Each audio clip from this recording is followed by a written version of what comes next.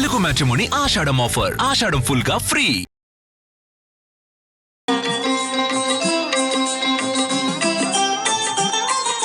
నమస్కారం. భారతీయ సనాతన సంస్కృతి సంప్రదాయాల్లో నారికేళానికి ప్రత్యేకమైన ప్రాధాన్యత చెప్పడం జరిగింది.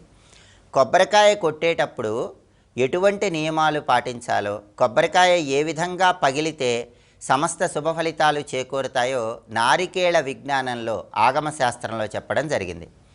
ఎప్పుడైనా మనం దైవం దగ్గర కొబ్బరికాయ కొడుతున్నామంటే, కొబ్బరికాయకు ఉన్నటువంటి పెంకు పగలటం అంటే మనలో ఉన్నటువంటి అహంకారాన్ని తొలగింపజేసుకోవటం అని అర్థం. కొబ్బరికాయ లోపల ఉన్నటువంటి తెల్లటి కొబ్బరి సత్వగుణాన్ని తెలియజేస్తుంది.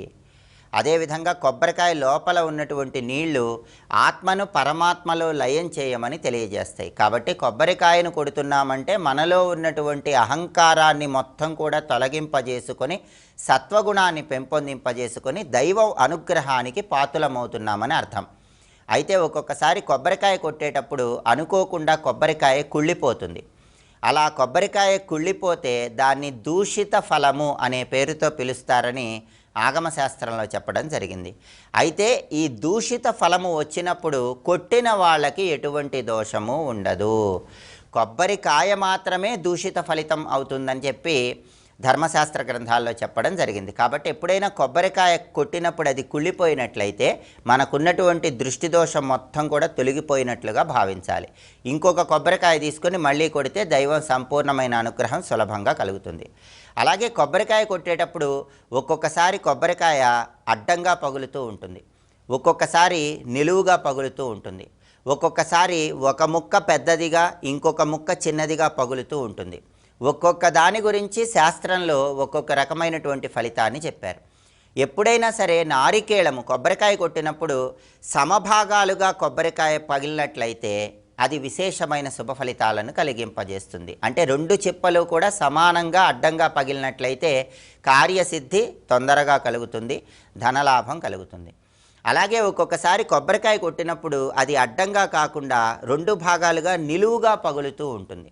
ఇలా కొబ్బరికాయ నిలువుగా పగిలితే దాన్ని ఊర్ధ్వరేఖాయుతం అనే పేరుతో పిలుస్తారని ధర్మశాస్త్ర గ్రంథాల్లో చెప్పడం జరిగింది. ఇలా ఊర్ధ్వరేఖాయుతం అంటే నిలువుగా కొబ్బరికాయ పగిలినా కూడా అది ఉత్తమ ఫలితాలనే కలిగింపజేస్తుంది, వంశాభివృద్ధిని కలిగింపజేస్తుంది. ఎప్పుడైనా సరే నిలువుగా కొబ్బరికాయ పగిలితే వంశము ఉద్ధరింపబడుతుంది. తరతరాలు వంశంలో ఉన్న వాళ్ళందరూ కూడా జీవితంలో మంచి పురోభివృద్ధిని సాధించగలుగుతారు.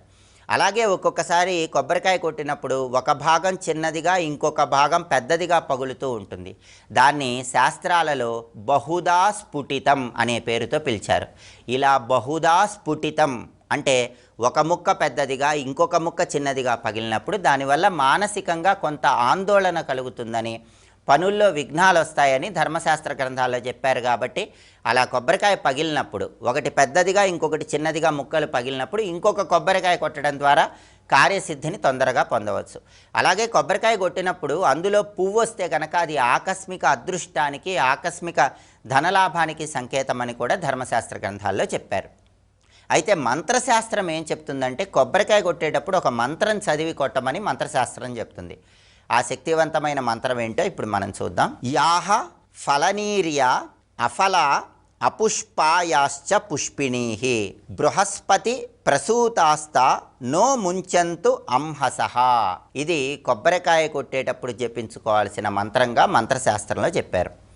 ఈ మంత్రంలో ఉన్న అర్థాన్ని పరిశీలిస్తే, భావాన్ని పరిశీలిస్తే యాహ ఫలనీర్య అఫల అపుష్పాయాశ్చ పుష్పిణీః అంటే ఈ ప్రకృతిలో పుష్పాలు వచ్చేటటువంటి చెట్లు కానీ, పుష్పాలు రాని చెట్లు కానీ, ఫలాలు వచ్చేటటువంటి చెట్లు కానీ, ఫలాలు రానటువంటి చెట్లు కానీ ఏ విధంగా ఉన్నా సరే బృహస్పతి ప్రసూతాస్త. ఇక్కడ బృహస్పతి అంటే బృహత్ అంటే మంత్రాలు అని అర్థం.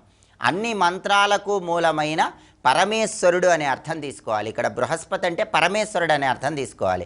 అంటే ఈ ప్రకృతిలో అన్నింటికీ అధిపతి అయినటువంటి పరమేశ్వరుడు, బృహస్పతిగా పిలువబడే పరమేశ్వరుడు నో ముంచంతు అంహసః.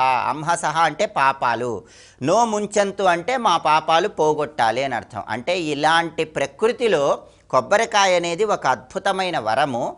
ఆ కొబ్బరికాయ కొట్టడం ద్వారా పరమేశ్వరుడు మాకున్న పాపాలన్నీ పోగొట్టాలి అని చెప్పటమే ఈ మంత్రంలో ఉన్న అంతరార్థం. కాబట్టి కొబ్బరికాయ కొట్టేటప్పుడు ఏ మంత్రం చదువుతూ కొబ్బరికాయ కొడితే దైవం సంపూర్ణమైన అనుగ్రహం కలుగుతుందో ఇంకొకసారి చూద్దాం. మరి యాహ ఫలనీర్య అఫల అపుష్పాయాశ్చ పుష్పిణీ బృహస్పతి ప్రసూతాస్త నో ముంచంతు అంహసః.